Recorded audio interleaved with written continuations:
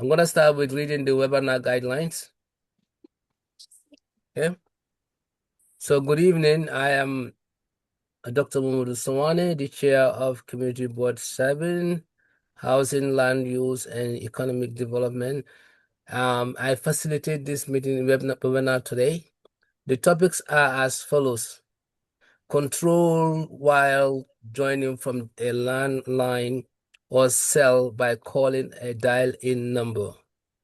To hear all available commands, you enter the number on your phone and press *6 to mute or unmute. Also, you can press asterisk 9 for virtual raise hand. To raise your hand, you can click on heart emoji, and then the option to raise your hand will be appeared. Before we begin, I will go over our community guidelines, and everybody beside the speaker and the presenter will stay mute throughout the webinar. You can press asterisk 6 to mute and unmute yourself. After each presentation, I will ask whether anyone has questions. You may ask the presenter or facilitator a question by pressing the raised hand button on your screen on Zoom. The asterisk 9 is a virtual raise hand. Only those recognized by the facilitator will be allowed to speak. We will stay on topic with the agenda items. This is a webinar, and the community controls conduct committee cannot conduct board businesses. We cannot take attendance, approve minutes, make motion. All voting matter must be brought before in-person committee meeting, so there won't be able to be any votes taken on this webinar. So with that, I will give the presenter the floor to start the presentation. Who is coming? Okay, so thank you. So good evening. Again, my name is Jamar Hooks. I'm Deputy Commissioner for Intergovernmental Affairs, and tonight we're here to discuss the Riverview Family Residence, which is located in the Norwood section of the Bronx. It's not a new shelter, and it's not a new transitional housing facility. It opened in June 2023. We're in the process of converting some of our emergency contracts to long-term contracts. And so we just wanted to come here and let you know, that we're converting this contract from emergency to long-term. So the transitional facility will be there for permanently for quite some time. We're going to just talk through our programs and services, introduce you to our provider partner, West Hab, and then answer any questions that you may have at the end of our presentation. So I'll turn it over to Ms. Smith to get started. Thank you. Ms. Mylan, can you share screen and go through the deck? Yes.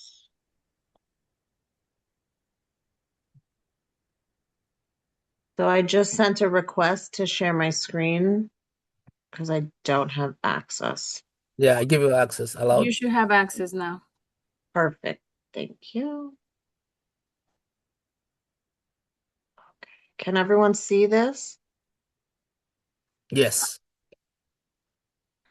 Okay, hold on. Okay. Go ahead. Valerie. All right, so we are ready to introduce ourselves. I am Ms. Smith, and my AVP is Ms. Mylan. And we also have the program director who oversees the day-to-day program, and his name is Robert Swan. Next slide. And so just a brief overview of who we are. We have been in the social service and housing arena since 1981. We originally started in Westchester, working with the folks in Westchester, and we came down to the city in 2016. Next slide. And so this is just a synopsis of who we are and what we aim to accomplish in our different programs. And so we manage about 4,000 units of affordable housing. We have an employment component to the programs that we service in all of the shelters and throughout our Westchester portfolio. And we also, as part of our services in the sites, offer recreational component and educational component, while at the same time transitioning about 2,500 individuals and families into permanent housing. And that is both in our New York City portfolio and our programs in Westchester. Next slide. And so this just gives you an overview of the type of how we hold ourselves accountable. And so as we are doing placements, we're looking for quality placements. So we'll place individuals and then we'll wrap around services so that they are that much more successful and would not return to the situation that brought them to needing assistance in the first place. One of the things that we focus on is jobs. Like I said earlier, we have an employment component. And so each of our sites have a job developer and an employment specialist who would work with the families and in the family program and in our individual programs to link them with jobs. Some of our individuals come with jobs, and oftentimes they are also looking to be upgraded, and so they will work with our job developer. We also have a recreational component, and so we service young people from as young as toddlers up until 18. Next slide. So keeping in line with our employment, the average employment wage that we get is, as you see here, $21.17. We opened up a new program in Brooklyn, which is a purpose-built site. What purpose-built means is that the provider, which is WestHab, would work with the developer to create a program that is conducive to the type of program that we would like to run. And so it is a building that is built from the ground up with input from the provider. Next slide. And so this go in depth into our part of the agency, Ms. Mylan and myself. And so this is the transitional shelters that we currently have. And so as Mr. Hook said, the program that we're talking about tonight is going to be one of our family sites. We currently have 9. We have 10 single sites, 1 adult family site, and 1 stabilization site. This gives you some information again on the employment services that we offer. We recently added a internship program that is working with individuals to get them expose them to a different job opportunities.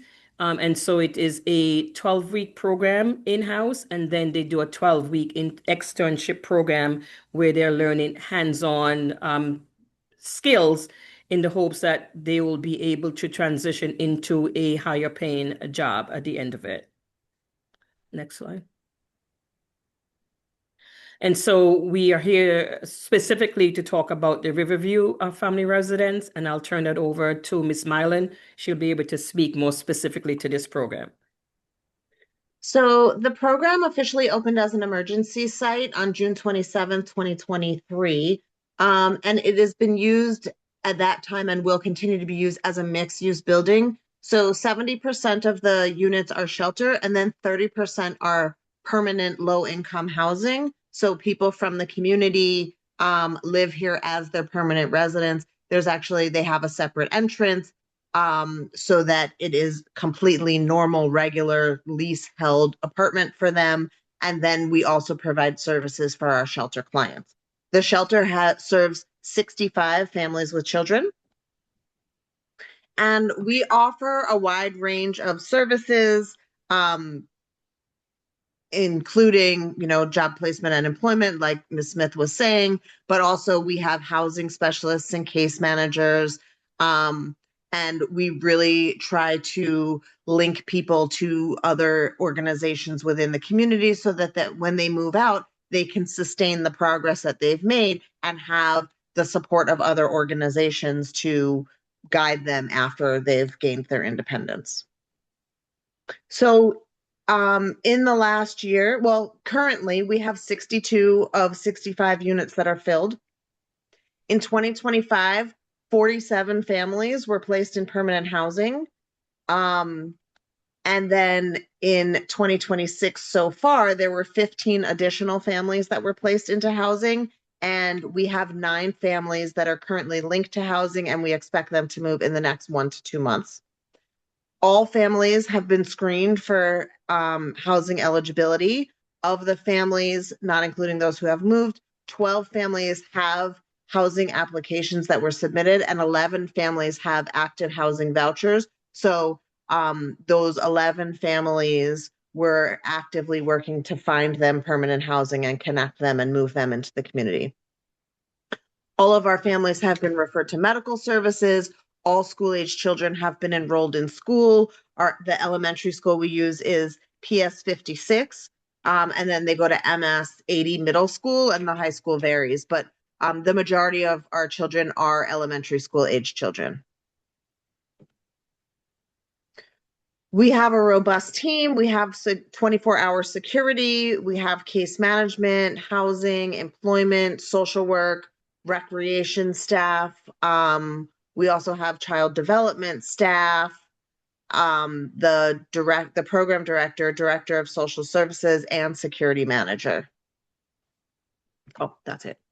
And then a program assistant who kind of brings everything together. We have, in the past, that's all of the PowerPoint, but in the past 2 years, we've actually had a very good relationship with the community. We know our neighbors know us. We're around 24 hours a day. We patrol inside and outside of the building. So if there's any issues in the community, we can, help them. We have a good relationship with law enforcement in the community, and there have not been very many incidents or issues at the site. That's it. Questions? Any questions? Yeah, if anyone has any questions, please, you can ask before we move on.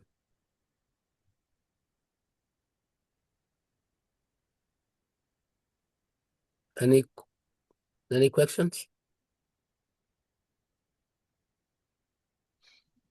All right. It looks like question here. Yes. Currently, are the people who are going to have permanent housing in the building on a temporary basis? Or do you have a list that you take in others for the permanent housing? How does that work? So the people who are in permanent housing are referrals through HPD. So the 30% of the building that is permanent housing, and that is done directly by the landlord. So we can refer people for the permanent housing when a unit opens up, but originally they leased up the building as we were moving in. So it was, both at the same time. Okay, and your residents, what you're saying, they will become permanent residents now, correct? Is that what will be happening? No, so we find permanent housing for our residents. Okay. Whether that's in the building or somewhere else. If an apartment opens up in the building, then we certainly can refer our residents to it. But right now, all of the apartments in the building are full, so we look elsewhere for them for permanent housing. And how long do these residents usually stay with you before they obtain permanent housing? It really varies, but I would say in general, across all of the West Hab family sites, it's about 6 months, 6 to 18 months is average. Okay. Thank you. And across the DHS system, it's about 9 to 12 months. So that's consistent with what we're seeing across our entire system. So how do you prioritize the permanent for them to have a permanent housing? Is it by the need or by first come first serve? So I wouldn't say that we prioritize anyone. We work with everyone who is eligible for housing. So if people come in already with a job, then we apply them for a voucher immediately and work with them to find permanent housing. If they come in and they don't qualify for a voucher, then we work with them um to get them to qualify, meaning we help them get jobs or whatever else they need in order to become eligible for housing, and then we'll work with them to get housing. So we work with everyone at the same time. There's no priority of any reason. It's everyone is applied for everything that they could be eligible for from day Okay. one. Okay. So in other words, it's by qualification. Yes. Yeah. Thank you. Well, it's There's by qualification in a sense that some people are qualified for vouchers. We have a voucher called City FEPS, which Ms. Mylan was referring to. And so some people are qualified for that voucher, others are not. Those who are not qualified would take the traditional path of looking for housing, securing housing, and paying for it with their wages. We have, the two tracks. One is that we're assisting folks with permanent housing and helping them to connect to City FEPS or Section 8 or FEPS or any of the programs that they're eligible for. And then if those folks are not eligible for the voucher, they are essentially having to pay the rent on their own. But as Ms. Mylan said, they're helping them secure higher wages so that they're able to afford the rents. okay. Someone asked, what is the exact address, please? We DHS. You can give it. We just can give can't it. put it in writing. Okay, so it is 3254 Parkside Place. Okay. Thank you. Any other Thank you. question before we move on? Hi, it's Sheila from Norbert News. I just had a question regarding the point that was made earlier about the people that are in the facility currently. Like, does it make sense for you to continue housing the people that are in there where they are, or is there a preference to move them elsewhere? I just didn't follow like what the goal was, I guess, in terms of finding permanent housing for the residents. I mean, does We it look make more sense? So we look for the most appropriate housing for them, and it's really on a case by case basis. Some people want to stay in the neighborhood, some people want to go back to a different neighborhood. Some people, their kids go to school in the neighborhood, some they don't. So it's really client preference that we try to work with them on based on what they are looking for. I see. Thank you. Thank you. Any other? Okay. Is there any other presenter beside you No, guys? that's it. That's it? Yes. All right. So if you don't have any other questions, then I think we have come to the end of this webinar. So I would like to thank everyone for joining. Carla, do you have anything to say or any of the? No, thank you for coming and giving us this update. We try our best to keep everyone informed in the community of any changes or anything that's happening.